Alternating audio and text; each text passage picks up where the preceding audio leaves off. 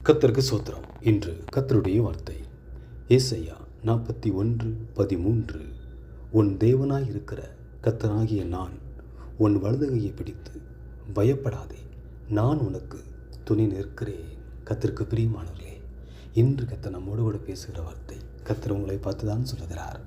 நான் உன் தேவன், உன் வலதுகையை பிடிப்பேன், எதற்கும் பயப்படாதே, நான் உனக்கு துணை நிற்கிறேன் என்று கர்த்தர் சொல்லுகிறார். கர்த்தருக்கு பிரியமானவர்களே, ஏசாயா 41:11-12 வாசிக்கும்போது, இதோ உன் மேல் எரிச்சலாக இருக்கிற யாவரும் வெக்கி இளைச்சலடைவார்கள், உன்னோடு போராடினர்களை தேடியும் காணாது இருப்பாய் என்று வாசிக்கிறோம்.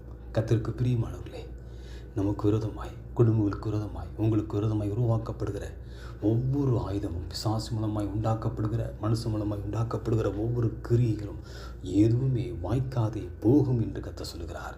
எதற்கும் கலங்க வேண்டாம், எதற்கும் பயப்பட வேண்டாம், நான் உனக்கு துணை நிற்கிறேன் என்று கர்த்தர் சொல்லுகிறார். ஆமென்.